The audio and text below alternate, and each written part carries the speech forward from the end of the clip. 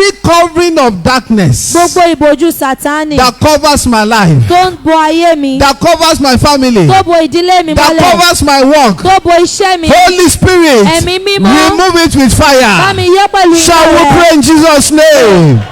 In the name of Jesus, every covering of darkness that covers my life, my family, my ministry, be removed by fire. In the name of Jesus, be removed by fire. Be removed by fire. Every covering of darkness that covers my life, fire of God, remove it. Fire of the Lord, fire of the Lord, fire of the Lord, remove it, remove it. Be removed by fire, by fire, by fire, by fire, by fire, by fire, by fire, by fire, by fire.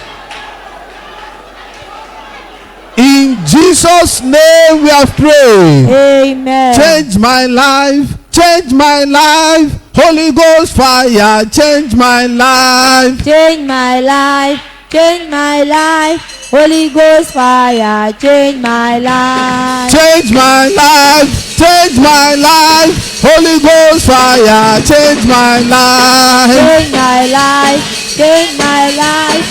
Holy Ghost fire, change my life. Change my life, change my life. Holy Ghost fire, change my life. Change my life, Change my life.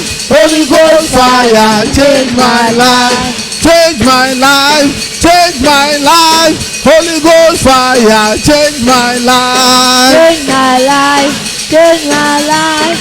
Holy Ghost fire, change my life. Holy Ghost fire, change my life. Holy Ghost fire, change my life. Holy Ghost fire, change my life. Holy Ghost fire, change my life. Holy Ghost fire, change my life. Holy Ghost fire, change my life. Holy Ghost fire, change my life. Holy Ghost fire, change my life. Amen. Amen. When the enemies tied Samson, Nígbà tí àwọn ọ̀tá tí wọ́n de Samson, the Bible says when the Holy Spirit came upon him, Bíbélì sọ pé nígbà tí ẹ̀mí mọ́ bá lé, the cord with which he was tied got melted. okùn tí wọ́n fi so Samson ó yọ́. Tell the Lord, Ẹ jẹ́ ká sọ fún fire of Holy Spirit, iná ẹ̀mí mímọ́. visit my life this Bí morning. ayé mi wò láàárọ̀ My yìí. life needs your assistance. Ayé mi nílò ìrànlọ́wọ́ My rẹ. life needs your help. Ayé mi nílò ìrànlọ́wọ́ Fire rẹ. of God, Iná come Ọlọ́run. upon my life. Wá sí ayé mi Set láàárọ̀ me yìí. free. mi Shall we sílẹ̀. pray? In the name of Jesus. The Lord is a consuming fire. The Lord is a consuming fire. The Lord is a consuming fire. The Lord is a consuming fire. Lord, my life needs your fire this morning. Every chain of darkness, every shackle of the enemies be broken by fire. Break, break, break. Pray, pray, pray, pray, pray. When that fire comes into your life, it will break every shackle of the enemies. In the name of Jesus, Lord, let your fire come into my life. Fire of the Lord, break every shackle of the enemies. In Jesus' name we have prayed. Amen. Our Father, we thank you for another grace given unto us to come before you. Today being the beginning of the 7th week of this prayer conference, be thou exalted in Jesus' name. Lord, we surrender everything unto you and we declare that you have your way in our lives, in the lives of all our viewers, in the lives of all our listeners, and let unprecedented miracles be wrought in our lives today. In the name of Jesus. Every power that has come to hinder your work in our lives, let your fire consume them. In Jesus' name we have prayed.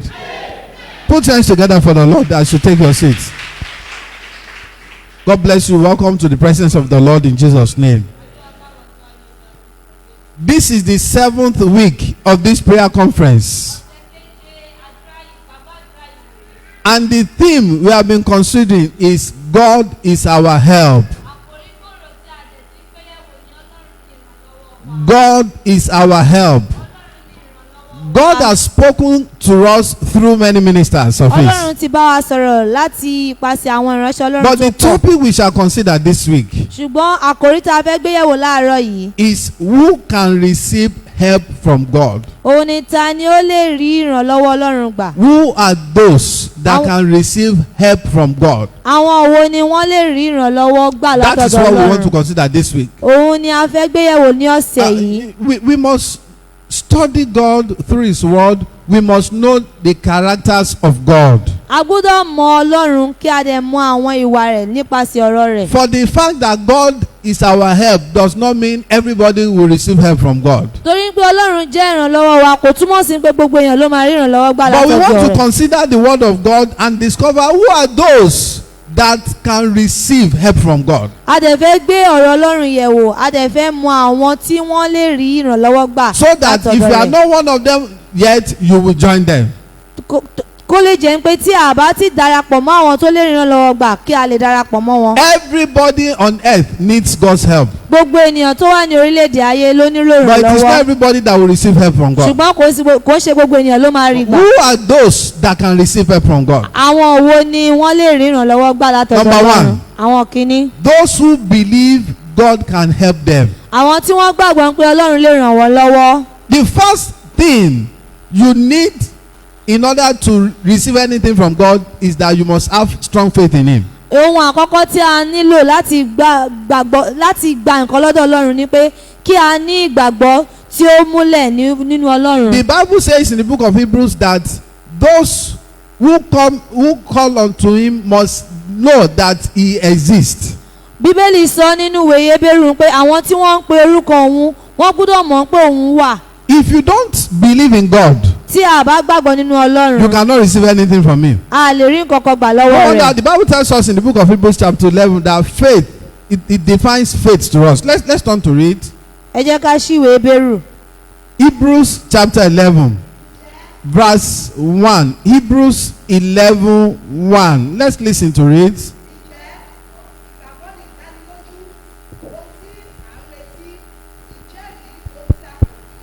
Okay. The Bible says faith is the substance of things hoped for, the evidence of things not seen. Ìjẹ́rìí ohun tí a kò rí. Verse 6 now says, but without faith it is impossible to please Him. Ẹsẹ̀ kẹfà wá sọ pé ṣùgbọ́n láìsí ìgbàgbọ́ kò ṣeé ṣe láti wù For ú. he who comes to God must believe that He is. Nítorí ẹni tí ó bá tọ̀ Ọlọ́run wá kó lè ṣàìgbàgbọ́ pé ó and bẹ. that He is a rewarder of those who diligently seek Him. Àti pé òun ni olùṣẹ̀san fún àwọn tí ó ń fi ara balẹ̀ So wá. brethren, today, if you really need God's help, you need to believe He can help you. Arákùnrin arábìnrin lónìí tí a bá nílò ìrànlọ́wọ́ Ọlọ́run a gbọ́dọ̀ gbàgbọ́ wípé ó lè ràn wá lọ́wọ́. There are people in this world that believe God does not exist. Àwọn kan wà nínú ayé tí wọ́n gbàgbọ́ pé kò sí Ọlọ́run. We call them atheists. A máa ń pè wọ́n ní àwọn atheists. So they don't believe in God. They will tell you theories, many theories. Such people believe that human beings evolved from animal called apes. Apes are like monkeys. That we evolved from them. So they said it was not God who created them. Wọ́n gbàgbọ́ wípé àwọn ènìyàn wọ́n dìde láti inú ẹranko kan tí à ń pè ní apes. Wọ́n gbàgbọ́ pé kò ń ṣe Ọlọ́run ló dá wa. Now we want to see example. We will be considering the Bible, and of course we'll pray. Let's see example of somebody who believed that God can help him and what God did for him. A fẹ́ wo àpẹẹrẹ ẹni tí ó gbàgbọ́ pé Ọlọ́run lè ràn lọ́wọ́ bí Ọlọ́run dẹ̀ ṣe ràn lọ́wọ́. Let's turn to Isaiah chapter 37. Isaiah chapter 37. Isaiah 37 verses 1 to 4. Please, anybody that will read must use mic, or I read from here. Ẹsẹ̀ kìíní sí ẹsẹ̀ kẹrin.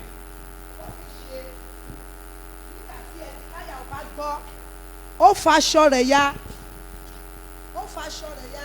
ó sì fi aṣọ ọ̀fọ̀ bora, ó sì lọ sínú ilé Olúwa, ó sì rán Eliakimu, ó sì ṣe olùtọ́jú ilé, àti Sẹ́bínà akọ̀wé, àti àwọn àgbà àlùfáà tí wọ́n fi aṣọ ọ̀fọ̀ bora sọ́dọ̀ Àìsáyà wòlíì ọmọ Ámósì. Wọ́n sì wí fún pé báyìí ni Ẹsikáyà wí, òní jẹ́ ọjọ́ wàhálà, àti ìbáwí àti ẹ̀gàn nítorí àwọn ọmọdé ìgbà ìbí agbára kò sì sí láti bí wọn. Bóyá Olúwa Ọlọ́run rẹ yóò gbọ́ ọ̀rọ̀ Rábísákè ẹni tí olúwa rẹ̀ ọba Asíríà ti rán láti gan Ọlọ́run alààyè, yóò sì bá ọ̀rọ̀ tí Olúwa Ọlọ́run rẹ ti gbọ́ wí. Nítorí náà gbé àdúrà rẹ sókè fún àwọn ìyókù tí ó kù. Praise the Lord. hallelujah. Sennacherib, the king of Assyria, has written a letter of threat, a letter of death to Hezekiah, the king of Judah. Sennacherib ọba Assyria ó ti rán ìwé ikú sí ọba Hezekiah. The Bible says when the king got that message, he tore his garment. In the land of Israel, when they receive sad news, the clothes they were wearing, then they would tear it. So that means he had received a message that was beyond him, a sad news. I pray for somebody, before this year runs out, you will not receive any sad news in Jesus' name.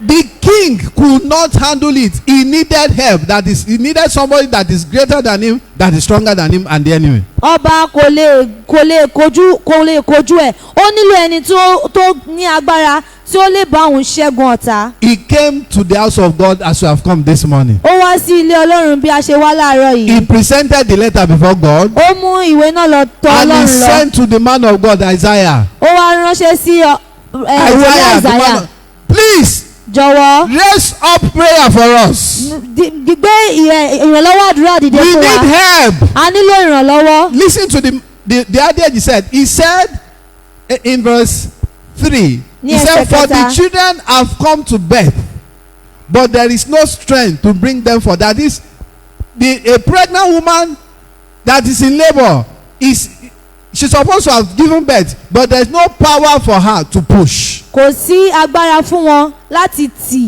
bí ọmọ. We want to pray and tell the Lord, A fẹ́ gbàdúrà kí a sọ fún Ọlọ́run. oh Lord, Olúwa, the problem of my life is greater than my power. ìṣòro inú ayé mi ó dáa ju agbára mi lọ. Arise and help me this morning. Dìde kó gbà mí So we lọ́wọ́. rise up and pray in Jesus' name.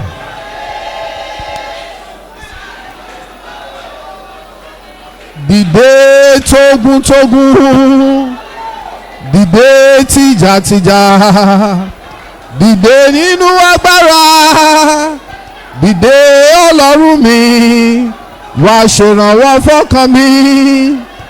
Dìde tógun-tógun, dìde tìjàtìjà, dìde nínú agbára, dìde Ọlọ́run mi, wá ṣèrànwọ́ fọ́kàn mi. In Jesus' name we have prayed. Amen. Open your eyes. Ẹ lajú. In the days of King Hezekiah, like that, Nínú àwọn ọjọ́ ọba Hezekiah bẹ̀rẹ̀. what kings used to do was that they would now go to other nations to seek help.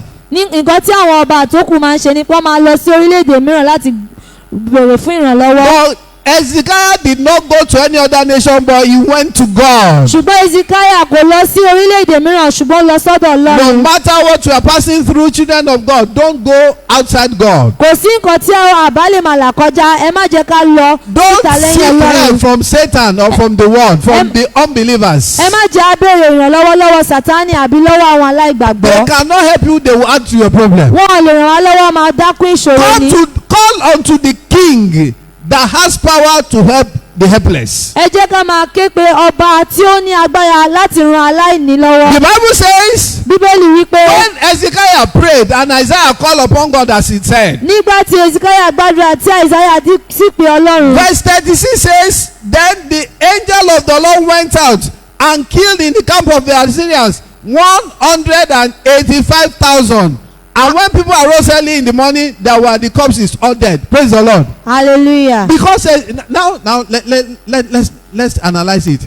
If Hezekiah had gone to seek help from other nations, would they have been able to kill 185,000 soldiers of the enemies? Tí Hezekiah bá lọ bá àwọn orílẹ̀-èdè mìíràn fún ìrànlọ́wọ́, ṣé wọ́n má lè pa iye tí wọ́n pa yìí? One, he will waste money, he will pay them. Ó máa sanwó fún wọn, ó máa sanwó.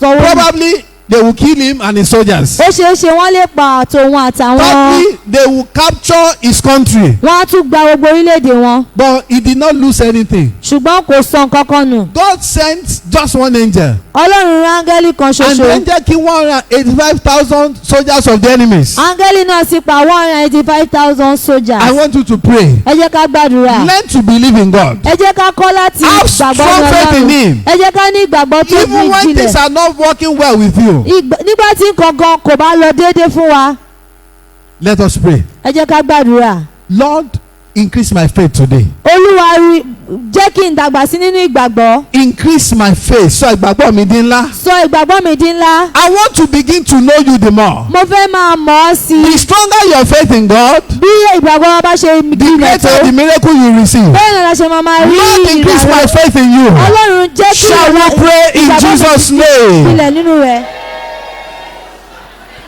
In the name of Jesus Christ, Lord, increase my faith in you today. In the name of Jesus Christ, Father, increase my faith. In the name of Jesus Christ, Lord, increase my faith. In Jesus' name, we have prayed. Amen. Have your seat. Who can receive help from God? That's Ta what ni we are ó considering. lè rí ìrànlọ́wọ́ gbà láti ọ̀dọ̀ Number Ọlọ́run? 2, Ẹnì kejì, those who call on Him for help. àwọn tí wọ́n bá ké pè fún ìrànlọ́wọ́. You may need help, A lè nílò ìrànlọ́wọ́. but if you don't call on God for help, you may not receive help from me. Ṣùgbọ́n tí a ò bá pe Ọlọ́run fún ìrànlọ́wọ́, a ò ní rí ìrànlọ́wọ́ gbà. If, for example, if you don't ask me for money, when I'm not a Father Christmas, I can't just be dashing out money, even if I have enough. Bí àpẹẹrẹ, tí ẹ bá béèrè owó lọ́wọ́ mi, mi ò lè máa fún yín lówó When I'm not a Father Christmas. nígbà tí mi ò ń ṣe bàbá But kérésì. when you, if you, and that's why the Bible says, ask, and what will happen? Ìwọ̀n shall be ẹni kan tí given. Bíbélì sọ pé kí a béèrè, a ó fi fún wa. Do you know some people need help, but they refuse to ask the person that can help them? Àwọn ènìyàn nílò ìrànlọ́wọ́ ṣùgbọ́n wọ́n kọ̀ láti béèrè lọ́wọ́ ẹni tí ó lè ràn wọ́n lọ́wọ́. It is when you ask that God will grant your request. Nígbà ó dìgbà tí a bá tó béèrè kí Ọlọ́run tó dá wa lóhùn nǹkan tí a Let's see fẹ́. 2 Chronicles chapter 20. Kíróníkù kejì orí ogún. 2 Chronicles 20. We'll read verses 1 to 4. Kíróníkù kejì orí ogún láti ẹsẹ̀ kìíní sí kẹrin. àwọn ọmọ Amoni àti nínú àwọn ọmọ Édómù pẹ̀lú wọn gbé ogun tọ̀ Jehosafati wá. Nígbà náà ni àwọn kan wá, wọ́n sì wí fún Jehosafati pé ọ̀pọ̀lọpọ̀ ènìyàn ń bọ̀ wá bá ọ láti apá kejì òkun láti Síríà. Sì kíyèsí, wọ́n wà ní Asasu, Tamari ti ṣe Engedi. Jehosafati sì bẹ̀rù, ó sì fi ara rẹ̀ sí àti wá Olúwa. Ó sì kéde àwẹ̀já gbogbo Júdà. Júdà sì kó ara wọn jọ láti wá ìrànlọ́wọ́ ọwọ́ Olúwa. Pẹ̀lúpẹ̀lú wọ́n wá láti inú gbogbo ìlú Júdà láti wá Olúwa. Praise the Lord. Hallelujah. Here is the story of another king, a God-fearing king called Jehoshaphat. Ìtàn ọba mi rèé tí à ń pè ní Jehoshaphat. Jehoshaphat was a godly king. Jehoshaphat jẹ́ ọba. He was a godly king. Ó jẹ́ ọba tó mọ Ọlọ́run. He was a prayerful person. Ó tún jẹ́ aládùúrà. But 3 countries gathered against him. Ṣùgbọ́n orílẹ̀-èdè mẹ́ta wọ́n gbìmọ̀ pọ̀ wọ́n fẹ́ bá wọn What jà. is this teaching us? Kí leléyìí kọ́ wa? If you are a child of God, Tí a bá jẹ́ ọmọ Ọlọ́run, prepare for war. ẹ jẹ́ ká máa gbáradì fún ogun. That is the problem of Christianity in this century. We don't prepare for problem. We believe having given our lives to Christ, all will be well. No, all will not be well. Ìṣòro tí a ní ní orílẹ̀-èdè fún àwọn Kìrìsìtẹ́nì tó ń gbé ni pé tí gbàtà ti fi ayé wa fún Jésù gbogbo nǹkan ló máa lọ dáradára. Not lórílẹ̀-èdè gbogbo ayé, all over the world. Christians in this century believe that if you give your life to Christ, you will not have problem. No, you will have problem. It is not God that will cause the problem, but Satan. Satan is all over the world. He hates all children of God worldwide. Gbogbo àwọn Kìrìsìtẹ́nì ní gbogbo ayé máa ń gbàgbọ́ pé tí a bá ti fi ayé wọn fún tí wọ́n bá ti fi ayé wọn fún Jésù wọn ò ní níṣòro ṣùgbọ́n ó máa níṣòro torí kò ń ṣe Ọlọ́run ló fa ìṣòro náà ṣùgbọ́n Sátánì ni. However, if we call on God for help, He will always provide solution to every problem of ours. Tí a bá pe Ọlọ́run fún ìrànlọ́wọ́ ó máa jẹ́ kí ọ̀nà àbáyọ wá sí ìṣòro náà. Because Jehoshaphat was godly and he was a prayerful king, and God helped him. Judah became very great during his reign. torí pé ọba Jèhóṣáfátì ó jẹ́ ẹni tí ó mọ Ọlọ́run ó sì ń gbàdúrà Ọlọ́run dẹ̀ ràn án lọ́wọ́ láti mú 3 countries gathered against him. orílẹ̀-èdè mẹ́ta ló papọ̀ And láti of bá a course, jà. humanly speaking, physically, he could not destroy them. ní ká máa wò ó pé nípa ti ènìyàn kò lè bá wọn jà padà. What did he do? He Kí ló called ṣe? all the people of Judah together. ó pe gbogbo àwọn ènìyàn tó ń gbé nínú ìlú Júdà They papọ̀. prayed to God. wọ́n gbàdúrà The sọ́lọ́run. Bible says in verse 3 that they asked for God's help. ní ẹsẹ̀ kẹta bíbélì wípé wọ́n béèrè fún God ìrànlọ́wọ́ will help Ọlọ́run. somebody today. Ọlọ́run máa ràn yàn kan lọ́wọ́ lónìí. The enemies that have gathered against you, you will no longer see them. gbogbo àwọn ọ̀tá tí wọ́n ti gbìmọ̀ pọ̀ Because the àní Lord ọmọ. will scatter them by orúkọ fire. Ọlọ́run máa dà wọ́n rú pẹ̀lú iná àmín. Don't be afraid. ẹ má jẹ́ ká bẹ̀rù. Initially, the Bible says Jehoshaphat was afraid. lóòótọ́ bíbélì sọ wípé ẹ̀rù bà Jèhóṣáfátì. Maxwell White wrote a book titled Fear Destroys. That is, if you give in to fear, it will destroy you. ìwé kan tí a pè ní pé ẹ̀rù ó máa ń bà nǹkan jẹ́ tí a bá fi àyè gba ẹ̀rù ó máa bà nǹkan jẹ́ nínú wa. You see, if you are fearful, you cannot think rightly. tí ẹ̀rù bá ń bà wá a lè ronú bí ó ti yẹ. You will take wrong step. a máa gbé ìgbésẹ̀ tí ó He yẹ. was afraid. ẹ̀rù ń bà á. Later, I summoned courage. ní ìgbà tó wáyá ó wá mú rẹ̀ We have a God that is more than these people now. We have a God that is more than these people. a ní Ọlọ́run kan tó ju gbogbo àwọn ènìyàn yìí He lọ. now called unto God for help. ó wá ké pe Ọlọ́run fún ìrànlọ́wọ́. Did God help him? ṣé Ọlọ́run ràn lọ́wọ́? Let us see. ẹ jẹ́ ká wò ó. And if he really help him, then he will help you. tó bá ràn lọ́wọ́ á sì ràn wá náà lọ́wọ́ Let's àmín. go to verse this 2 Chronicles chapter 20. I'll read from verse 22. I'll read from where it says, now when they began to sing and to praise the Lord, to sing and to praise, the Lord set ambushes against the people of Ammon, Moab, and Mount Seir, who had come against Judah, and they were defeated. For the people of Ammon and Moab stood up against the inhabitants of Mount Seir to utterly kill and destroy them. And when they had made an end of the inhabitants of Seir, they helped to destroy one another. Your enemies will destroy themselves. amen. Let me quickly tell you what happened here. ẹ jẹ́ kí n sọ nǹkan tó ṣẹlẹ̀ níbí báyìí fún wa. 3 countries came against Judah. orílẹ̀-èdè mẹ́ta wọ́n wá wọ́n fẹ́ bá Júdà jà. When Judah called unto God for help, nígbà tí Júdà ké pe Ọlọ́run fún ìrànlọ́wọ́. God said, go and keep your ammunitions and your arms. Ọlọ́run ní kí wọ́n lọ kó àwọn ohun ìjà wọn pamọ́. God, what do you Ọlọ́run. mean? You want them to slaughter us? ó fẹ́ kí wọ́n pa wá ni. God said, take instruments of songs, begin to worship me and begin to praise me. Ọlọ́run ní kí wọ́n mú àwọn ohun èlò orin láti máa fi yin òun. Ẹ̀gbọ́n ṣé orin náà fi ń jagun afẹ́ Boko Haram fẹ́ kọlù wa lẹ́kọ̀ọ́ bàbá kó àwọn akọrin jọ ó ti ṣe o bàbá ti ṣe ṣé wàá join wa. will you join us if it was happening in our own state No here? wonder the Bible says the word of the cross is foolishness to them that are perishing, but to us that believe it is the power of God. ọ̀rọ̀ Ọlọ́run ó jẹ́ òpè sí àwọn tí ó ń ṣègbè ṣùgbọ́n àwọn tí wọ́n gbà á gbọ́ agbára Ó Ọlọ́run ní ni. wèrè ní ọ̀rọ̀ àgbélébùú sí àwọn tó ń ṣègbé foolishness. Dáhùn pé when God tells you something as a child of God, you cannot, you see, you can't reason God, and that is where the scientists are missing it. They want to calculate God. You cannot calculate him. It's beyond calculation. a ò lè mọ Ọlọ́run tán ó ju nǹkan tí a lè máa ṣírò lọ. Why on earth would God told these people to take instrument of song to battle? báwo keep ni their Ọlọ́run máa ṣe sọ pé kí wọ́n kó ohun ìjà orin ohun èlò orin láti máa fi yin òun That is why he's God.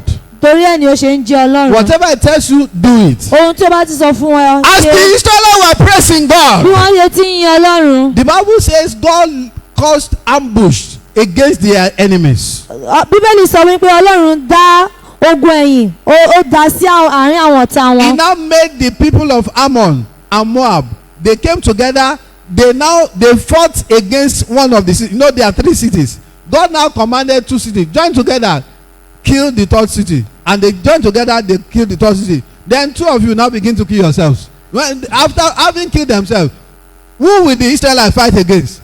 Nobody. God now told the Israelites, go to their houses, take their booty. The booties of war, go and get them. They did not work for it. Where you did not work, before this year runs out, you will eat fruit. We will harvest in Jesus' name. amen. ó wá mú kí àwọn tí wọ́n gbógun ti Júdà wọ́n wá ń bára wọn jà. ó kọ́kọ́ ní kí àwọn méjì kí wọ́n bá ẹnì kẹta jà. nígbà tí wọ́n bá jà tán àwọn méjì tún kọjú sí ara wọn. nígbà tí àwọn méjì ti kọjú sí ara wọn tí ó sí àwọn tí Júdà fẹ́ bá jà mọ́, Ọlọ́run wá ní kí wọ́n lọ kó gbogbo ohun èlò wọn kó máa lò ó. Ọlọ́run mi yóò dìde nínú ògo rẹ̀, amúnú mi dùn, ayé bá mi padà sí rere. Àwọ̀ mi lẹ́rù ògo, abọ́ aṣọ ẹ̀gàn sí olú. Olúwa mi yóò dìde nítorí tèmi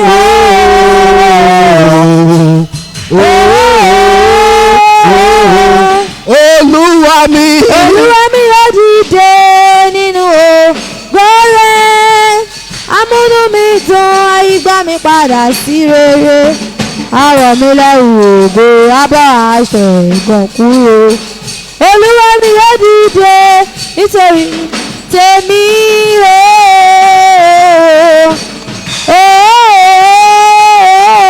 Praise alone. Olúwa mi yóò dìde nínú ògo rẹ̀, amúnú mi dùn, ayé bá mi padà sí rere. Àwọ̀ mi lẹ́wù ògo, abọ́ aṣọ ẹ̀gàn kúrò. Olúwa mi yóò dìde nítorí tèmi.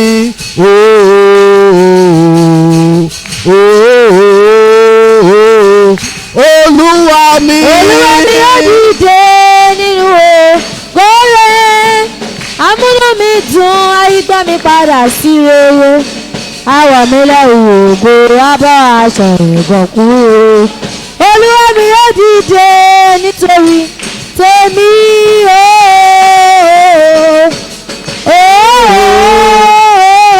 Amen. Amen. Every garment of warfare, Gbogbo aṣọ ogun aṣọ ogun that the enemies have put on me, tí Sátánì ti gbé wọ̀ that mí, does not allow my life have rest. tí ó jẹ́ kí ayé mi ó ní ìsinmi. Holy Spirit, Ẹ̀mí mímọ́, remove it from me bá mi today. kó dànù Shall we lára yìí. pray? In the name of Jesus, every garment of battle, every garment of warfare that the enemies have put on me, that does not allow my life have rest, Holy Spirit, today remove it. Remove it, oh Lord. Remove it, oh Lord. Dìde tógun, dìde tìjàtìjà, dìde nínú agbára, dìde Ọlọ́run mi, wá ṣèrànwọ́ fọ́kàn mi. Dìde tógun, dìde tìjàtìjà, dìde nínú agbára, dìde Ọlọ́run mi, wá ṣèrànwọ́ fọ́kàn mi. In Jesus' name we have prayed. Amen.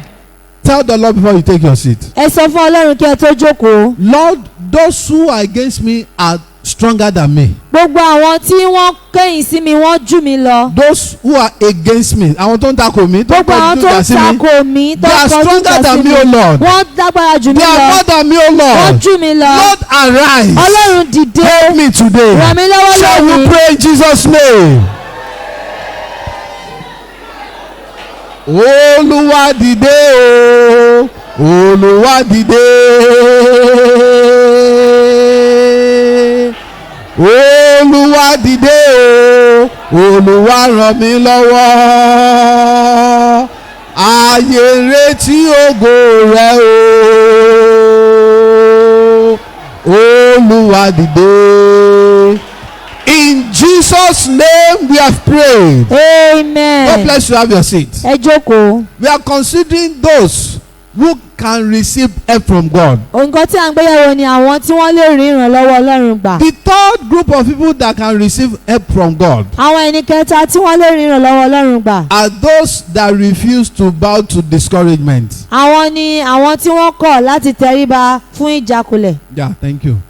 Those who refuse to bow to discouragement. Àwọn tí wọ́n kọ̀ láti tẹríba fún ìjákulẹ̀. One of the things you should expect in life when you are expecting God's help is discouragement. Ohun kan tí a gbọ́dọ̀ máa retí nínú ayé ní ìjákulẹ̀. Discouragement will come your way. Ìjákulẹ̀ máa wá sí ọ̀nà wa.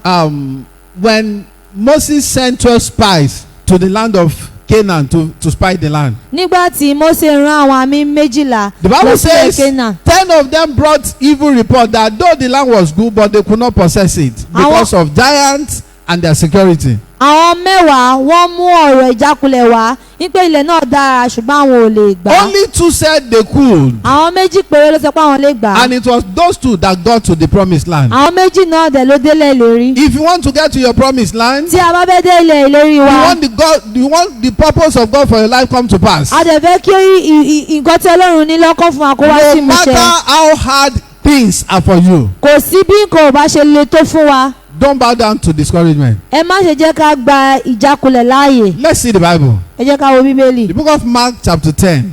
Máàkì orí 10. Mark chapter 10. Ìwé Máàkì orí 10. I'll read from verse 46. Màá kà láti ẹsẹ̀ 46. Now they came to Jericho. As he went out of Jericho with his disciples and a great multitude, blind Bartimaeus, the son of Timaeus, sat by the road begging. And when he heard that it was Jesus of Nazareth, he began to cry out and say, Jesus, Son of David, have mercy on me.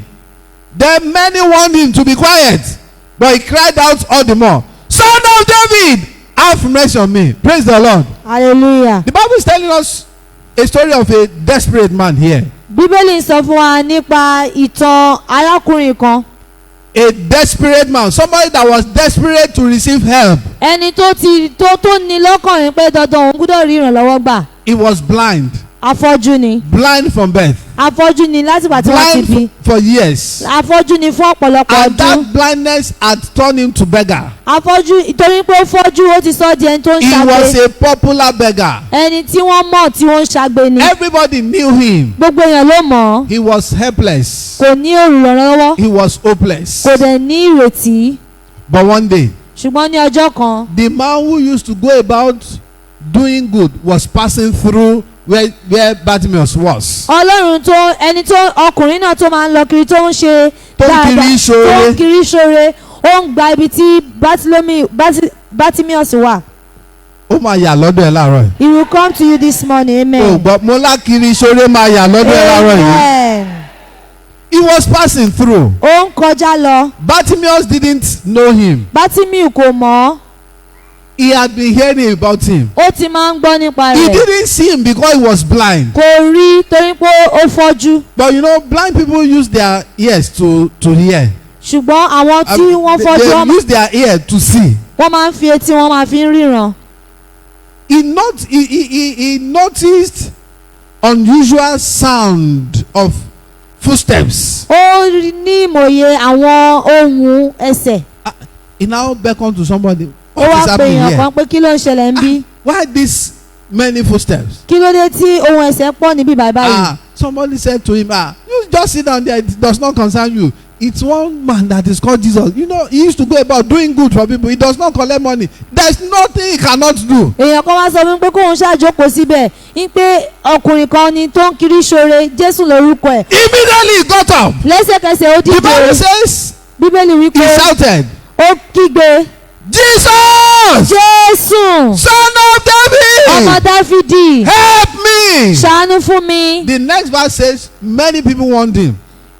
Ẹsẹ̀ tí ó tẹ̀lé sọ pé ọ̀pọ̀lọpọ̀ wọ́n kìlọ̀ fún. Not one person, Kò ń ṣèyàn kan. not two people, Kò ń ṣèyàn méjì. not three people. Kò ń ṣèyàn mẹ́ta. That means as he was making attempt, people were saying, keep quiet, don't be silly. Ó túmọ̀ sí pé gbogbo yẹn ń gbégbèsè àwọn èèyàn wọ́n ní kó dákẹ́. And he was trying to shout again. Another person Ṣùgbọ́n ó said, tún if fẹ́ you shout pariwo, again, I will deal with you. Èèyàn kan ní tó bá tún pariwo òun máa bá wí. But this man refused to keep quiet. Ṣùgbọ́n ọkùnrin ó kọ̀ láti dákẹ́. Yorùbá tí ò ní bẹ́ẹ̀lì sọ pé tó bá dákẹ́, tàrí àbẹ̀ dákẹ́. The Bible that has the Yoruba adage that has the Bible say anyone that keeps quiet yours also will keep quiet. You know, the devil will bring discouragement your way. That is him. Sátánì máa mú ìjákulẹ̀ wá sí ọ̀nà wa. Tí o bá mú ìrẹ̀wẹ̀sì èèyàn wá, ó máa lè ní iṣẹ́ ẹ̀ nìyẹn. Ó mọ̀ bí a ti ń mú ìrẹ̀wẹ̀sì wá. Ó mọ̀ bó ṣe máa sọ fún ẹ nígbà tó bá gbàdúrà náà tó délé. Èṣù á ní pẹ̀lẹ́ àwé. Ọlọ́run níbẹ̀ ni o ẹ kú àdúrà. He knows how to bring discouragement. Even when you get home, you start allowing to a think. ní pẹ̀lú gbogbo àdúrà àti gbé àti ọ̀sẹ̀ méje tẹ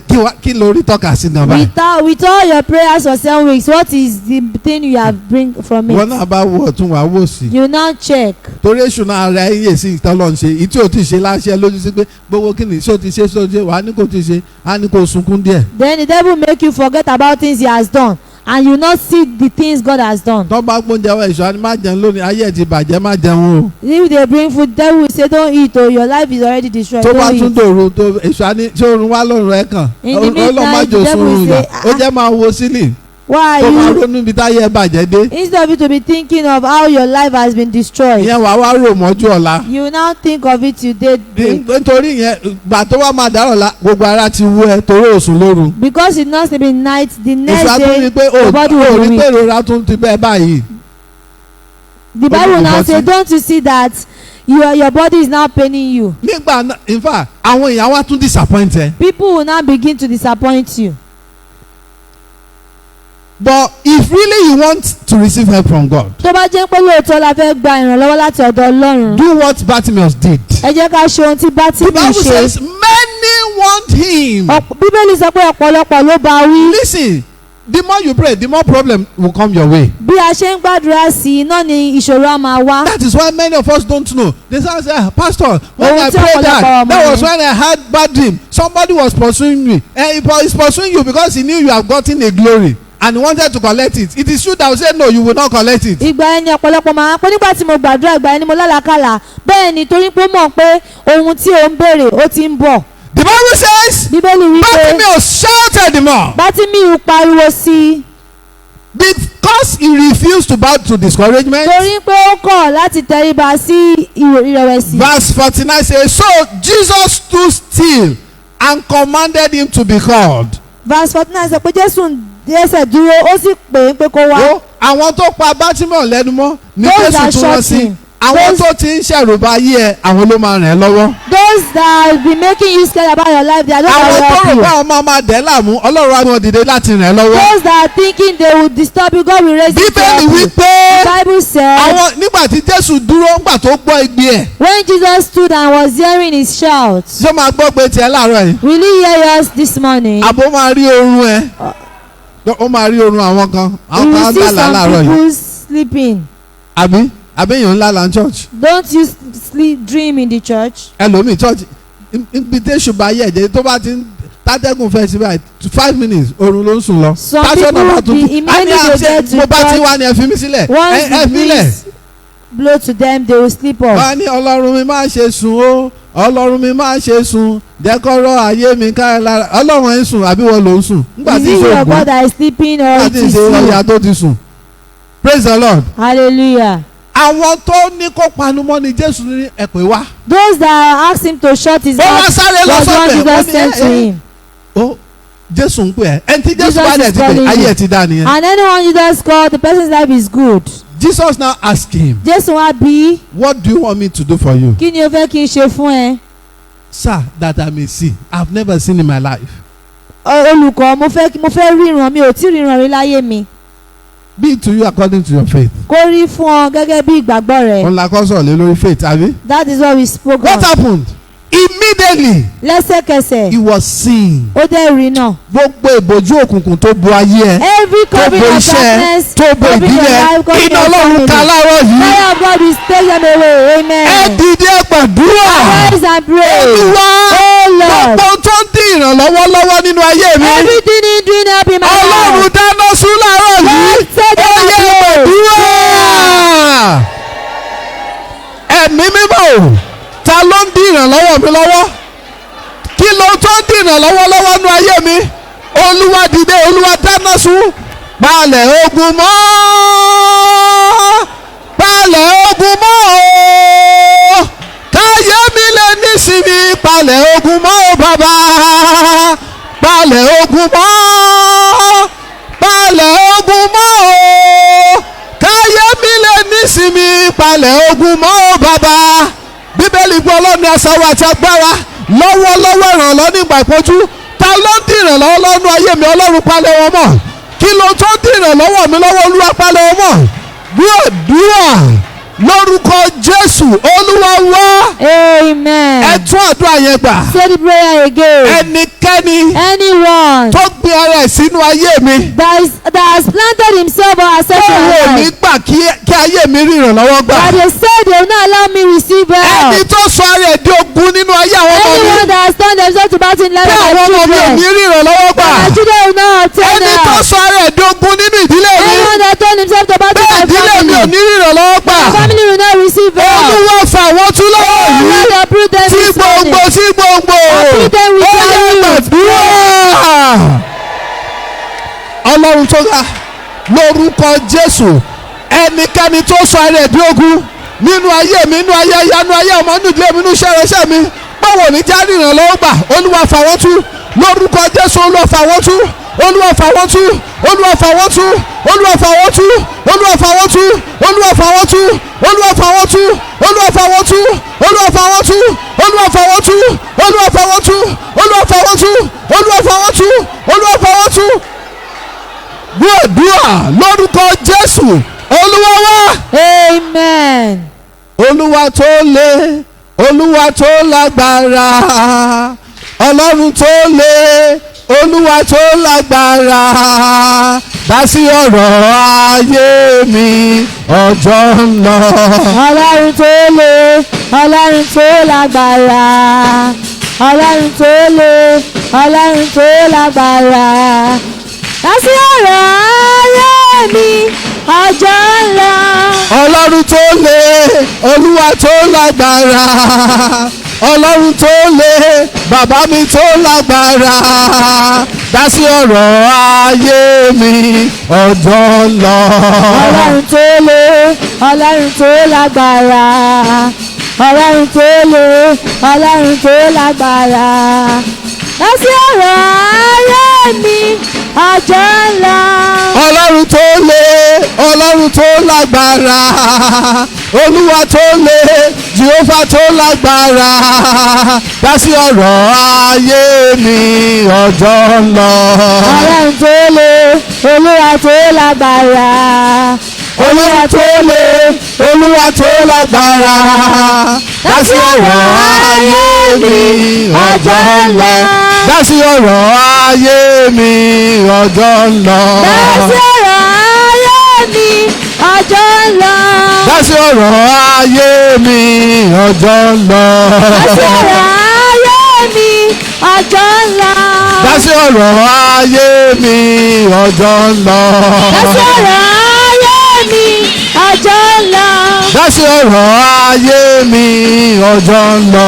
Dá sí ọ̀rọ̀ ayé mi ọjọ́ ń lọ. Dá sí ọ̀rọ̀ ayé mi ọjọ́ ń lọ. Dá sí ọ̀rọ̀ ayé mi ọjọ́ ń lọ. Dá sí ọ̀rọ̀ ayé mi ọjọ́ ń lọ. Dá sí ọ̀rọ̀ ayé mi ọjọ́ ń lọ. Dá sí ọ̀rọ̀ ayé mi ọjọ́ ń lọ. Dá sí ọ̀rọ̀ ayé mi ọjọ́ ń lọ. Àmín. Amen. Bíbélì wípé The Bible says ológun ni Olúwa. the God is a man of war. ológun ni Olúwa Olúwa ni orúkọ rẹ̀. and his name is Ẹ sọ Lord. fún Jésù. Tell the Lord. Olúwa dìde. Lord Dá sí arise. ọ̀rọ̀ mi láàárọ̀ yìí. Concern with my Ràn mí matter. lọ́wọ́. Involve in my Olúwa matter and help dìde. me. Lord Dá arise. sí ọ̀rọ̀ mi. Involve in my Ràn mí matter lọ́wọ́. and help me. Olúwa dìde. Lord arise. Dá sí ọ̀rọ̀ mi. Intervene my Ràn mí matter lọ́wọ́. and help me. Ó yẹ gbàdúrà. Dìde tógúntógún. Dìde tìjàtìjà. Dìde nínú agbára. Dìde Ọlọ́run mi. Wá ṣèrànwọ́ fọ́kàn mi. Dìde tógúntógún. Dìde tìjàtìjà. Dìde nínú agbára. Dìde Ọlọ́run mi. Wá ṣèrànwọ́ fọ́kàn mi. Gbọ́ àdúrà Jésù Olúwa wá. Amen. Have your seat. God bless you. Ẹ jókòó, Ọlọ́run á bùkún We yín are àmín. considering those who can receive help from God. Ohun tí a ń gbéyẹ̀wò ni àwọn tí wọ́n lè rí ìrànlọ́wọ́ gbà láti ọ̀dọ̀ Ọlọ́run. The fifth group of people that can receive help from God àwọn ìkarùn tí wọ́n lè rí ìrànlọ́wọ́ gbà lọ́dọ̀ Ọlọ́run. are those who are ready to walk patiently with God. àwọn ni àwọn tí wọ́n lè bá Ọlọ́run rìn pẹ̀lú sùúrù. Yeah. Those who are ready to walk patiently with God. àwọn tí wọ́n lè bá Ọlọ́run rìn pẹ̀lú sùúrù. One of the attributes of God is patience. àwọn ìkan nínú àmúyẹ Ọlọ́run ni sùúrù. God is never in a hurry. Ọlọ́run ò ń sí nínú Kì í kánjú ṣe nǹkan. And he has never come late, he will never come late. kò dẹ̀ sí ń pẹ́ dé kò dẹ̀ ní pẹ́ dé láéláé. To you, God may Sí be ọ. late, Ọlọ́run lè ti pẹ́ but it's never late. ṣùgbọ́n kò lè pẹ́. In his program for you, there's what is called timing. nínú ètò rẹ̀ fún ẹ nǹkan kan wà tí a ń pè ní àkókò. When that time comes, nígbà tí àkókò náà bá dé oh, you'll be surprised. ó máa yà ẹ́ lẹ́nu. We'll look at somebody now. a máa wo èèyàn kan báyìí. Your time of help has come. amen. àkókò ìrànlọ́wọ́ rẹ̀ The ti dé. time of God to help your family has come. àkókò tí Ọlọ́run máa ràn ilé rẹ̀ lọ́wọ́ ti dé. This is what he said. ẹ jẹ́ ká tẹ́tí sí nǹkan He tí said, I'm the Lord. èmi ni Olúwa. He said, I will walk. máa ṣe iṣẹ́ No one can hinder it. kò sí ẹni tí ó lè dá dúró. But you, if you don't want to hinder the help of God in your life, learn to wait patiently on him. ṣùgbọ́n tí a bá fẹ́ dá iṣẹ́ Ọlọ́run dúró nínú ayé wa ẹ jẹ́ ká kọ́ láti ní sùúrù fún Ọlọ́run. Don't be in a hurry. ẹ má ṣe jẹ́ ká ṣe nǹkan ní gìrìgìrì. A pregnant woman that her pregnancy has reached 6 months olóyún tí oyún rẹ̀ ti pé oṣù mẹ́fà and she was having trouble with the pregnancy. She was vomiting, she was getting sickly. ó dẹ̀ ń ṣe àìsàn díẹ̀díẹ̀ nínú oyún náà. And she started praying, ó wá ń gbàdúrà. Lord, please let me be delivered of this baby today. Ọlọ́run jọ̀wọ́ jẹ́ kí n bí ọmọ yìí lónìí. What kind of baby will she deliver? irú ọmọ wo ló máa bí? A dead child. ọmọ tí ò pé. You will not give birth to a dead child in Jesus' name. amen. a ní bí ọmọ òkú lórúkọ Jésù àmín. When you are working with God, learn to be patient. nígbà tí a bá ń bá Ọlọ́run rìn ẹ jẹ́ ká kọ́ bí a That ṣe is ní one of the sùúrù. problem of man generally, human beings. òun ni ìṣòro tí àwọn ènìyàn ní ní We are ayé. not patient. a ní sùúrù. We have plan for ourselves. a ní ètò fún ara wa. But the plan we have for ourselves, the plan God has for us is better than the ones we have for ourselves. ètò tí Ọlọ́run dẹ̀ ní fún wa ó dára ju ètò tí a ní fún ara wa Listen to lọ. what he said is what? He said, my ways are not yours, neither your thoughts mine. He said, as the heavens are higher than the earth, so are my thoughts higher than yours. That means if you are thinking that you are married, you've not gotten a child, you are still praying, God give me 2 children. God has 6 children for you. Bíbélì sọ wípé àwọn ọ̀nà yín kò ń ṣe ọ̀nà tèmi. bí a ti o ti ṣègbéyàwó ó ń retí ọmọ yín pé ọmọ méjì péré ló fẹ́. Ọlọ́run lè ní ètò ọmọ mẹ́fà fún ẹ. Let's read the Bible. ẹ jẹ́ ká wo Bíbélì. Genesis chapter 40. Genesis orí ogójì. Read verse 14. Somebody should read verse 14 for us. Genesis Ẹsẹ̀ 40 kẹrìnlá. verse 14. Quickly. Genesis orí ogójì.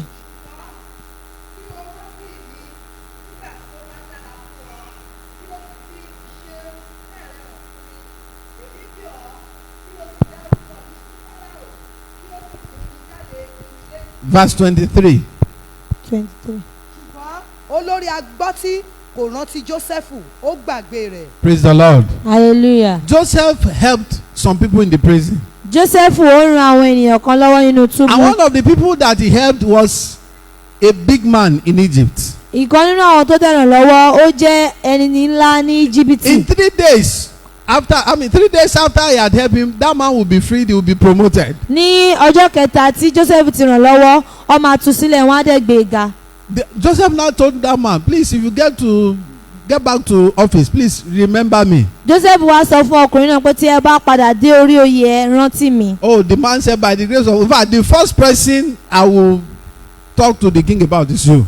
ọkùnrin náà sọ pé àlẹ́ ní agbára Ọlọ́run ẹni tí màá tiẹ̀ kọ́kọ́ sọ fún ọba nípa ẹ̀ ní ìwọ. Verse 23 says, ẹsẹ̀ He forgot kẹtàlélógún ó sọ pé ó gbàgbé rẹ̀. don't continue to look for God's help. Stop seeking for man's help. ẹ má ṣe jẹ́ ká máa wá ìrànlọ́wọ́ ènìyàn kiri. Stop seeking for man's words. ẹ má ṣe I jẹ́ ká can't máa hear wá you. ìrànlọ́wọ́ ènìyàn kiri. seek God's help. ẹ jẹ́ ká wá ìrànlọ́wọ́ Ọlọ́run. They will promise you heaven and earth, wọ́n máa ṣe ìlérí púpọ̀ fún wa but they will not fulfill it. ṣùgbọ́n wọn ò ní mú wá sí It is ìmúṣẹ. not in their power. kò sí nínú agbára wọn. Yeah, you have some people that are rich, that are well placed, that are very influential, that can connect you, but he has refused to connect you because God has refused to connect you. You are looking unto man. God said, look unto me. lóòótọ́ a lè ní àwọn tí wọ́n lówó tí wọ́n mọ̀yàn tí wọ́n lè jẹ́ kí àwọn ènìyàn mọ̀ wá bẹ́ẹ̀ ni ó yẹ kó ràn wá lọ́wọ́ à ń wo ènìyàn ṣùgbọ́n Ọlọ́run sọ pé kí a wo òun fún For 2 ìrànlọ́wọ́. years, this man did not talk about Joseph. fún ọdún méjì ọkùnrin yìí kò rántí Joseph. But after 2 years, lẹ́yìn ọdún méjì God remembered him. Ọlọ́run rántí Joseph. God will remember somebody today. Ọlọ́run rántí èèyàn kan lé ní àmì. When God remembered Joseph, Pharaoh had 2 dreams. No one could interpret the dreams. nígbà tí Ọlọ́run rántí Joseph Fáráò ó lálàá kò dẹ̀ sí ẹni tó lè túmọ̀ àlá náà. Then the chief butler in chapter 41 verse 9 said, then the chief butler spoke to Pharaoh saying, I remember my fault this day. He now said there was an Hebrew in the prison who interpreted our dreams to us. He can interpret this dream. nígbà náà ni olórí agbọ́ tí wọ́n rántí pé mo rántí ẹ̀ṣẹ̀ mi lónìí èèyàn kan wà nínú túbú tí wọ́n tó túmọ̀ àlá fún mi ó lè túmọ̀ àlá yìí. Immediately Joseph was brought out lẹ́sẹ̀kẹsẹ̀ wọ́n ní kí wọ́n mú Joseph bọ́tà because God was ready to help him. torí pé Ọlọ́run ti ṣetán láti ràn án Níbo lọ́wọ́. láyé fi ìwọ náà pamọ́ sí? where has God kept you? where has the world kept Níbo ni you? wọ́n fi ọmọ ẹ pamọ́ sí? where did they keep your children? Ọmọ ológo tó yẹ kó ràn ẹ́ lọ́wọ́ bí òbí níbo náà fi pamọ́ sí tó that ríṣẹ́? glorious child that ought to help you. Níbo where has láyé he been fi kept iṣẹ́ that does pamọ́ not sí? have work? where has the world keep your Ẹ work? kígbe lórí ara láàárọ̀ yìí. shout aloud. Olúwa níbi tí ayé gbé mi pamọ́ sí. Lord, where the world has kept me. Níbi tí ayé gbé àwọn ọmọ mi pamọ́ where sí. the world has kept my Níbi children. tí ayé gbé iṣẹ́ mi pamọ́ where sí. the world has kept my Fi work. ọwọ́ agbára gbé mi jáde. bring me Ẹ out. dìde gbàdúrà. Ọlọ́run tó ní agbára, Olúwa fi ọwọ́ agbára gbé mi jáde lórúkọ Jésù níbi tí ayé fi mi pamọ́ sí tó ń fi ayé àtàwọn ọmọ mi pamọ́ sí ògo iṣẹ́ ìránṣẹ́ mi Olúwa gbé wa jáde lórúkọ Jésù. Olúwa fi ọwọ́ agbára gbé wa jáde, fi ọwọ́ agbára gbé wa jáde, fi ọwọ́ agbára gbé wa jáde, fi ọwọ́ agbára gbé wa jáde. Gbàdúrà lórúkọ Jésù Olúwa wá. amen. Jésù Olúwa wá. amen. Má ti jókòó bọ̀ lájú ẹ̀ we are reading Genesis 41. à ń ka Genesis That day 41. Joseph was brought out of the prison. wọ́n mú Joseph bọ́tà kúrò nínú The túbú. garment of prison was removed from him. aṣọ ẹ̀wọ̀n wọ́n mú bọ́ kúrò lọ́rùn He rẹ̀. was clothed with another garment. ó wá fún ní awọ aṣọ mi sọ́rùn Listen, rẹ̀. if it is not time for God to remove garment of the enemies from you, if you remove it, you will put it back. tí ó bá ti tó àkókò tí ó yẹ kí a bọ́ aṣọ tí àwọn Sátánì ti fi sí wa lọ́rùn tí ó yẹ ká bọ́lẹ̀ tá a bá bọ́lẹ̀ a máa tún gbé If wọ̀. God did not remove it from you, if any other person remove it, you will still wear it again. tí Ọlọ́run ò bá bọ́ fúnra rẹ̀ tí ẹlòmíì bá bọ́ a máa sì tún wọ̀. Last month in Nigeria, ní oṣù tó kọjá ní during orílẹ̀-èdè the yìí protest of EndSARS, nígbà tí wọ́n ń ṣe ti EndSARS. in Benin, some prisoners were released nígbà kan àwọn tí wọ́n wà nínú ẹ̀wọ̀n wọ́n lọ tú wọn in sílẹ̀. Benin City. ní Benin wọ́n lọ ṣí àwọn ẹ̀wọ̀n bẹ̀ Most wọ́n of tú wọn them have sílẹ̀. been rearrested. púpọ̀ nínú wọn wọ́n ti tú wọn mú. But if it was government that released them, will anybody rearrest them? ṣùgbọ́n tó bá yẹ pé ìjọba ló tú wọn sílẹ̀ ṣé ẹlòmíì máa tún lọ tú wọn But mú the rárá. King of Kings will release you today. àwọn ọba máa tú wọn sílẹ̀ láàárọ̀ ìyá mi. He was the one who released Joseph from prison. òun ni ó tú Joseph sílẹ̀ kúrò nínú Ẹ sọ túbú. fún Ọlọ́run. tell it to Jesus. Aṣọ àmúbọ̀ àti àṣetì. every cloth of reproach in my Aṣọ life. gbèsè àti ìjákulẹ̀. every cloth of Tí poverty òkùnkùn fi and wo èmi àti discouragement àwọn ọmọ. that the devil has put on Olúwa me and fi my iná children. bọ́ láàárọ̀ every yìí. cloth of Ó yẹ prison. gbàdúrà. Lórúkọ Jésù Kristi gbogbo aṣọ gbèsè, aṣọ ìpọ́njú, aṣọ àṣetì, aṣọ àmúbọ́, èyí tí ayé fi wọ̀ mí tó fi wáyé àtàwọn ọmọ.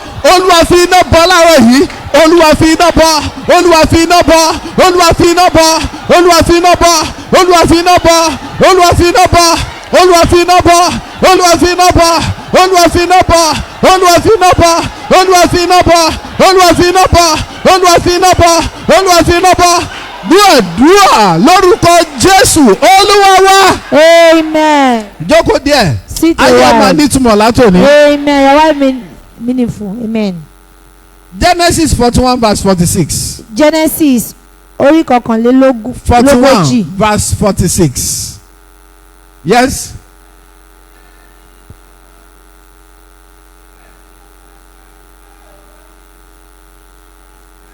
Iwájú Fáráò ó sì la gbogbo ilẹ̀ Egypt já. Praise the Lord. hallelujah. Joseph at age 30, he became the vice president in another country.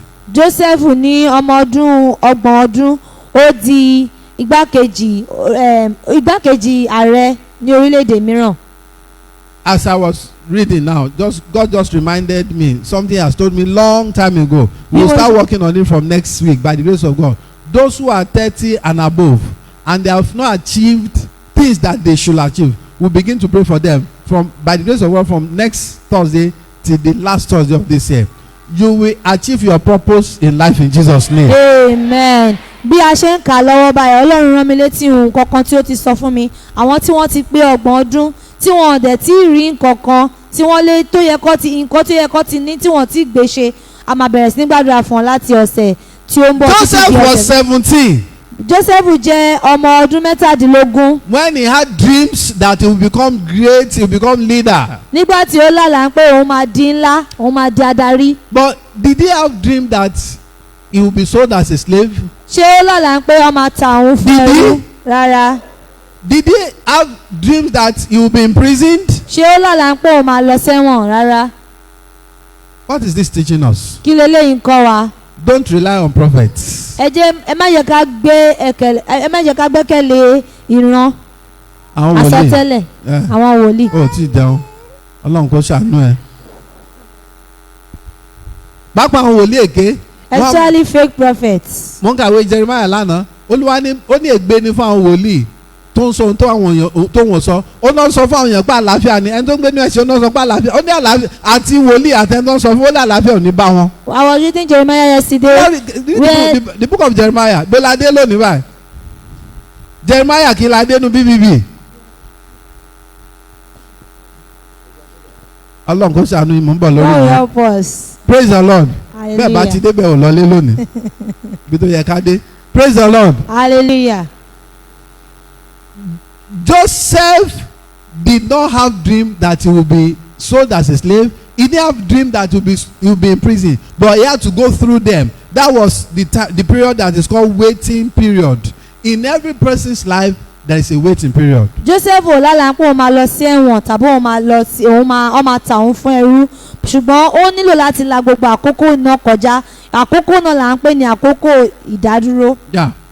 Àkókò dídákẹ́jẹ́. Àkókò dídákẹ́jẹ́. Gbogbo èèyàn ló máa là á kọjá. Everyone will go through it. Lásìkò tó jẹ́mọ̀ tí ó bá gbin àgbàdo. If you plant maize. Wóró méjì. 2 seeds. Tó bá di ọ̀la tó lọ wú.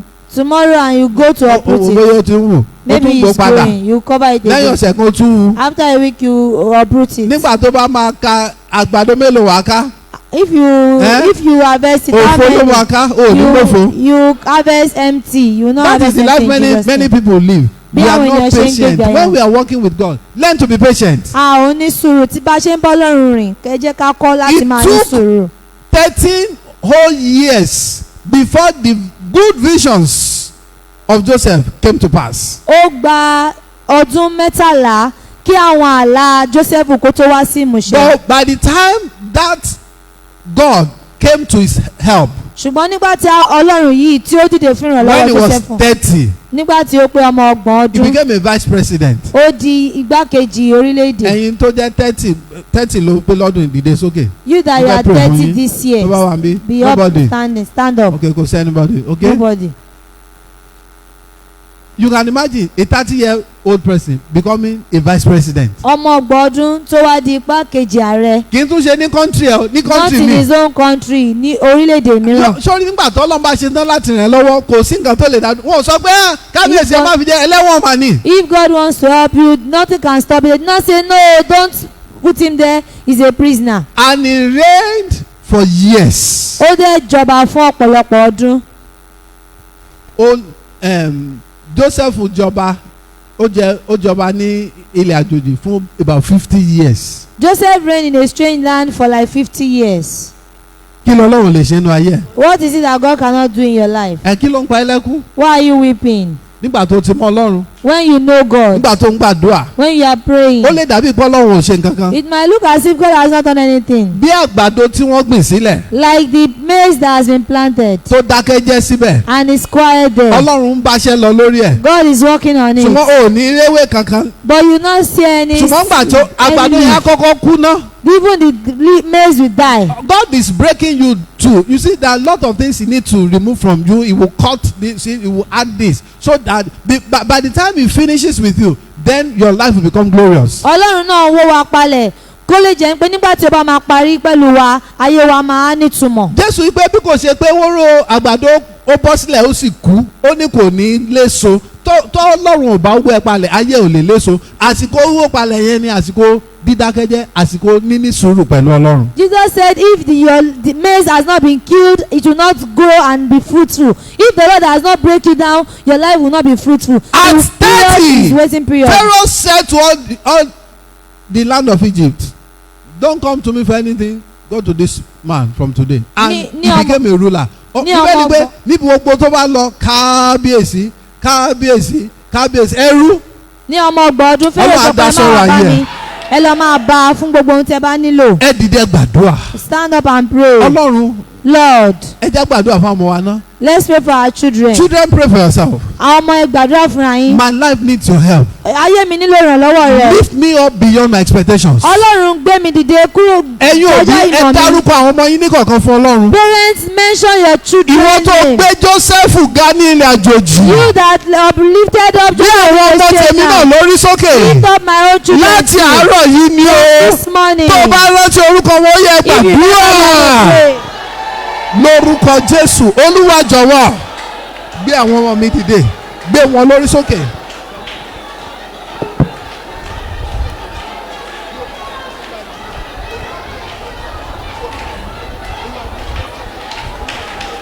Olúwa dìde o Olúwa dìde Olúwa dìde o Olúwa ràn mí lọ́wọ́ ayé retí ògo rẹ o Olúwa dìde. Ọlọ́run gbé àwọn ọmọ tèmi náà dìde, àwọn ọmọ wa Olúwa gbé wọn dìde, gbé àwọn ọmọ wa dìde Olúwa. Dúà lórúkọ Jésù Olúwa wá. Amen. Ẹ jẹ́ ṣe báyìí. Let's say it this way. Láti ijọ́ mẹ́jọ ní agbọ́ Ọlọ́run. From next week. Gbogbo ẹ̀yin òbí ọmọ ẹ tó bá wà rà nìkan wá fún prayer yìí a máa bẹ̀rẹ̀ sí gbàdúrà fún gbogbo àwọn ọmọ àti 30 àti tí ò 30 bá máa gbàdúrà táwọn 30 especially then àwọn ọmọ tí ò bá lè wá rí pé ó mú picture wọn wá á gbàdúrà fún wọn títí di òpin ọdún yìí wàá láyọ̀ lórí àwọn ọmọ ẹ. Amen. Parents, tell your children. Those that are around, they can come, and those that are not around, you should bring their picture. Begin to pray with them. Ọmọ ẹ á máa pa ẹ́ lẹ́rìn o. Amen. Your children will surprise you. Ọmọ tó ti jẹ́ orísun ìbànújẹ́ fún yẹn látòní orísun ayọ̀ ló máa jẹ́. Amen. Ẹ sọ fọ́lọ́run. Tell Lord the Olúwa Lord. sọ àwọn ọmọ mi di orísun ayọ̀ fún mi. Lord, turn my children to a source of joy for me. Ìwọ ọmọ bá Ọlọ́run sọ̀rọ̀ lórí ọ̀rọ̀ ayé ẹ̀. You children, tell God about your Olúwa fi life. ayé mi pa àwọn òbí mi lẹ́rìn. Lord, use my life to make my parents to Má jẹ́ kí laugh. ayé mi mú ìbànújẹ́ bá àwọn ọmọ mi mọ́. Don't allow my life. Don't allow my life to sorrow to my parents. Ó yẹ gbàdúrà. Olúwa gbé àwọn ọmọ mi dìde. Ṣe wọ́n lórísun ayọ̀ fún mi, fún ìdílé, fún ìjọ, fún ìwọ Ọlọ́run. Ṣe wọ́n lórísun ẹ̀rín. Ṣe wọ́n lórísun ayọ̀. Ọlọ́run má ṣe gbà fún ọ̀tá láti sọ ìkankan náà ọmọ mi dorísun ìbànújẹ́. Lórúkọ Jésù Olúwa má jẹ́ ká ọmọ wa jẹ́ orísun ìbànújẹ́. Ọlọ́run ṣe wọ́n ní orísun ayọ̀. Dúà lórúkọ Jésù Olúwa wá. Amen.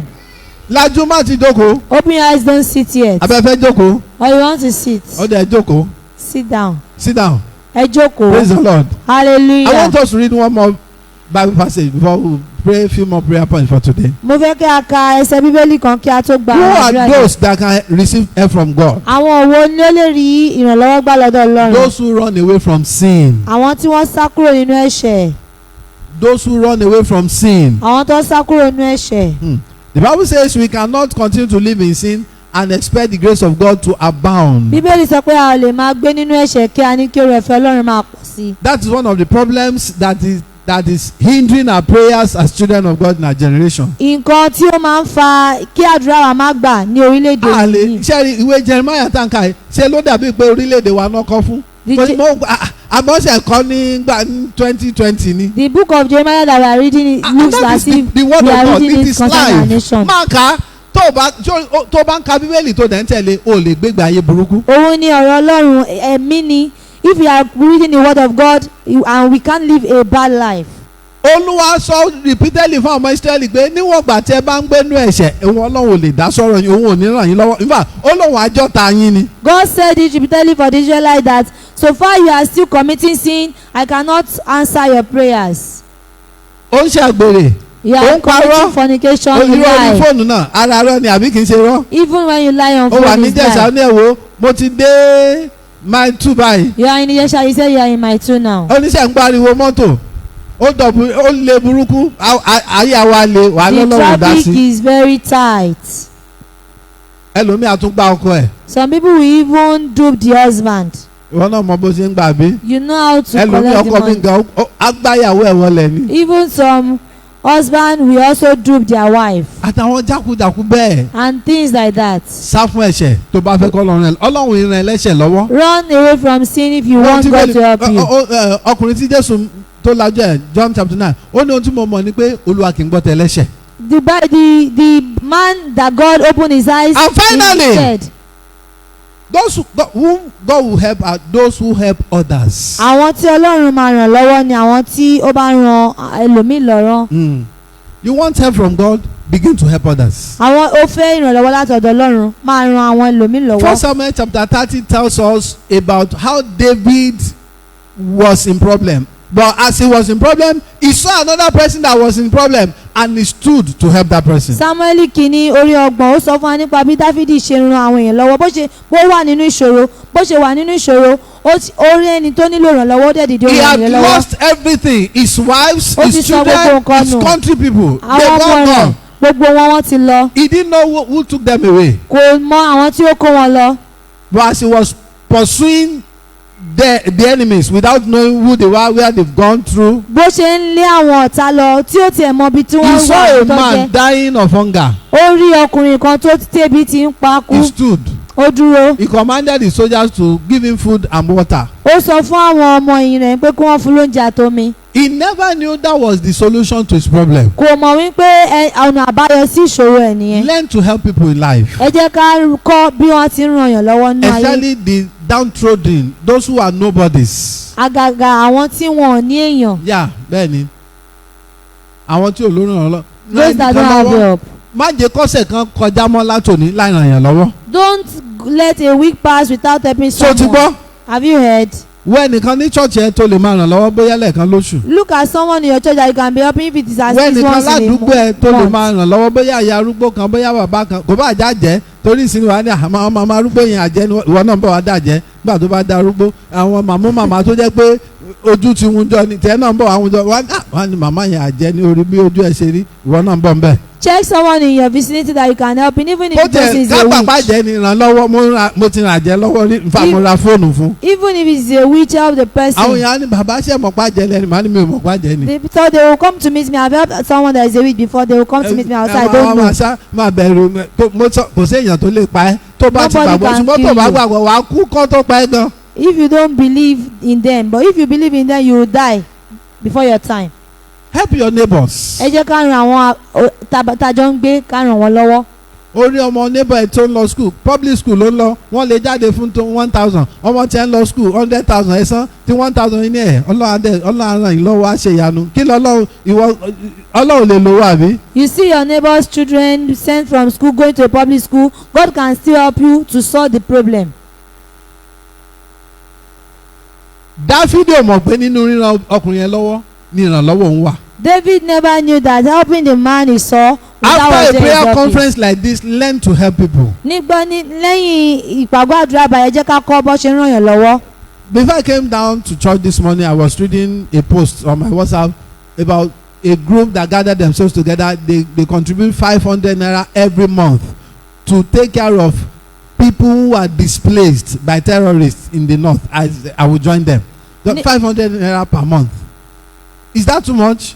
kí n tó bọ́lẹ̀ Ọlọ́run mo ní jẹ́ kà kí nípa bíbá wa. ẹgbẹ́ kan tí wọ́n ń dá 500 naira lóṣooṣù láti ran àwọn tí ó wà ní ilẹ̀ north lọ́wọ́. Ní òkè ọ̀yà àwọn tí àwọn aṣẹ̀rùbàlù tán ti pa ọkọ wọn tán ti pa ọmọ wọn ti wá kó wọn sí camp. Obìnrin kan sọ bẹ́ẹ̀ lọ́dún méje tó ń ti wà ní camp rẹ̀. Wọ́n ti pa ọkọ ẹ̀ wọ́n ti pa àwọn ọmọ ẹ̀ ó kọ́ ọmọ bíi méjì. Ó lọ ń ṣiṣẹ́ tó ń ṣe máa lówó bọ́ àwọn ọmọ ẹ̀ ní camp. Ìrànlọ́wọ́ ò pín síbì kan. Help does not end in Kì í a ṣe ìrànlọ́wọ́ place. owó nìkan. It's not only with money. Ó lè sọ̀rọ̀ ìtùnú fún yàn You can speak a word of advice to láti ràn someone lọ́wọ́. to help the person. Ó lè bá yàn gbẹ́rù láti ràn lọ́wọ́. You can help someone to carry Ó his lè sọ nǹkan load. tó máa ṣe tí business ẹ̀ máa fi tẹ̀síwájú. You can tell someone how the person's business will grow. Bí ọdún yìí ti ń lọ sópin, As the year is running to an end, Ọlọ́run á dìde ìrànlọ́wọ́ fún ẹ. God will arise up for you. Ẹ já dìde. Amen. Jẹ́ gbàdúrà Let's pray. méjì sí i. 2 more prayers. Á tún tẹ̀síwájú ní ìṣòro lọ́la We will continue in vigil àti ní tomorrow àárọ̀ ọjọ́ Sunday. and on Sunday morning. Ẹ já sọ fún Jésù. Let's tell it to Jesus. Olúwa, Oh Lord, ìrànlọ́wọ́ tí mi ò retí. the help I'm not expecting, the Ìrànlọ́wọ́ tá dàbí àlá. help that will look like a Olúwa dream, gbé dìde fún mi God kọ́bí make tó it parí. arise for me before Ó the yẹ year ends. gbàdúrà.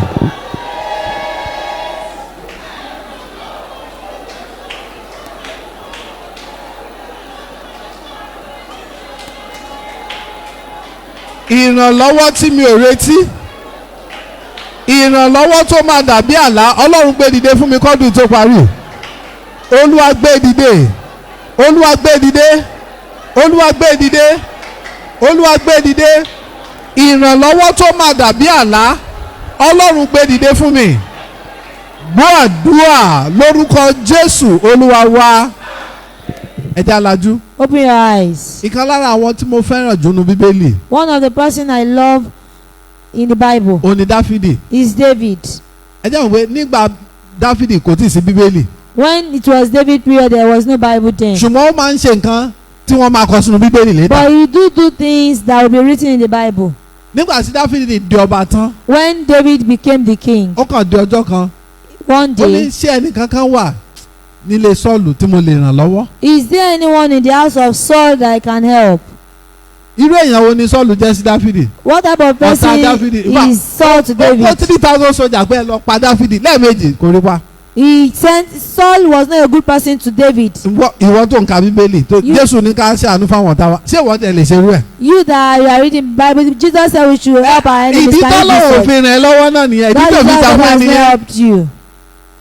Dáfídì gbogbo ọjọ́ ayé ẹ̀ tó fi jagun ogun ò borí ẹ̀ rí. David fought all his lifetime, but he Because has kí wá never. bí ènìyàn. The devil has never Ó overcome máa ń him. wá àwọn tó ń lè ràn lọ́wọ́. He do look for people he can help. Mo sọ fún bóyá Sunday mo sọ fún wa níbí dé n tún sọ fún ẹ̀yin náà torí kò ń ṣe ọmọ ìjọ wa nìkan ló wà níbí. Ọ̀pọ̀ yín ló yẹ kẹ́ ẹ ran àwọn ìránṣẹ́ Ọlọ́run lọ́wọ́ ẹ̀ ràn wọ́n lọ́wọ́. Many of you ought to help minister of God, but you don't Ó ti help gba them. Christmas torí Till àwọn pásọ yín Christmas. ẹ̀kan náà ń jẹun lọ́dún. Your Ẹ mọ̀ pé ní pastors ẹ̀mí ni eat wọ́n. once in a year. Ẹlòmíì bá ti gbé òróró àbí ampa wá fún pásọ ẹ̀ ní ìgbà ọdún ó tún di pásọ àtúnyìnrà lọ́dún tó ń bọ̀. Ká tún sọ Once a year. ìrànlọ́wọ́ tiẹ̀ náà kókó máa jẹ́ ẹ̀kan lọ́dún àbí. Your Ṣé own ká gbà help bẹ́ẹ̀? should be a year. Hello. Aye. Ṣé ká sọ fọ́lọ́ pé Olúwa ìrànlọ́wọ́ ẹ̀kan lọ́dún Olúwa rán sí mi ká sọ dàdúrà. Should we say Kí ló our dé prayer ìwádìí that ìtàn way? pásọ yín bẹ̀? Why is it that you don't remember the Ẹ̀yin pastors? lẹ́dẹ̀ rí pásọ̀ tó ń ṣe ìṣekúṣe. And Nígbà you tí see mo the rán pastor lọ́wọ́ náà lè ṣú fornicating. wọnú ẹ̀ ló ń dùbò àwọn èèyàn tí wọ́n wò ní dùbò àti ẹni Ọlọ́run And jẹ́ it is ràn wá still that we lọ́wọ́. see pastors that are Àwọn duping kan people. ẹ̀yin tẹ̀ ń tẹ̀ pàtẹ́ fúnra yín. Those that are trying, clap for yourself. You know that. Ẹ yí padà torí ìjọba Ọlọ́run kò sí dẹ̀dẹ̀. Repent because the kingdom of God is at hand. Ọlọ́run ṣetán láti ràn ẹ́ lọ́wọ́. Lord is ready to help you. Kọ́ bí a ti ran àwọn èèyàn lọ́wọ́. Learn to help people. Dáfídì ní ǹjẹ́ ó ní ẹnìkan nílé Sọ́ọ̀lù tí mo lè ràn lọ́wọ́. David said, is there anyone in the house of Saul that I can Ọlọ́run help? rán mi Lord. sáwọn tí o fẹ́ kí n máa ràn lọ́wọ́ láti Send ọ̀run. me to people you Àdúrà want tó me bá to be ènìyàn o. helping as from Àwọn now. wo? Ìwọ ti béèrè ìrànlọ́wọ́ àbí? You have asked for help. Sọ fún Ọlọ́run àwọn tó fẹ́ Tell kí n máa God. ràn lọ́wọ́. Those who Ọlọ́run want me to help, rán mi sí wọn látàárọ̀ yìí. send me to them from this Nínú morning. ẹ̀ ní ìṣẹ́gun ẹ wà. That is where your victory Nínú ẹ̀ ní is. àṣeyọrí ẹ wà. That is where your own victory Nínú ẹ̀ ní is. ìdápadà ògo ẹ wà. That is where the Gbé return mi of your dìde Olúwa glory is. láti fún ìrànlọ́wọ́ ọ̀pọ̀lọpọ̀. Lord, raise me up for the help Ní of ìran yìí, people. ó yẹ jẹ́ In this gbàdúrà. generation. Ọlọ́run gbé mi dìde o fún ìrànlọ́wọ́ ọ̀pọ̀lọpọ̀ ní ìran yìí. Olúwa lò mí fún ìrànlọ́wọ́ ọ̀pọ̀lọpọ̀ láti òní. Gbọ́ àdúrà lórúkọ Jésù Olúwa wa. Ẹ nawọ́ sí àwọn omi àti òróró àti ẹ̀bùn àdúrà yẹn tí a ti ń gbà láti ìbẹ̀rẹ̀ àdúrà yìí. Kí Olúwa kí ó gbóhùn rẹ lé ọjọ́ ìpọ́njú.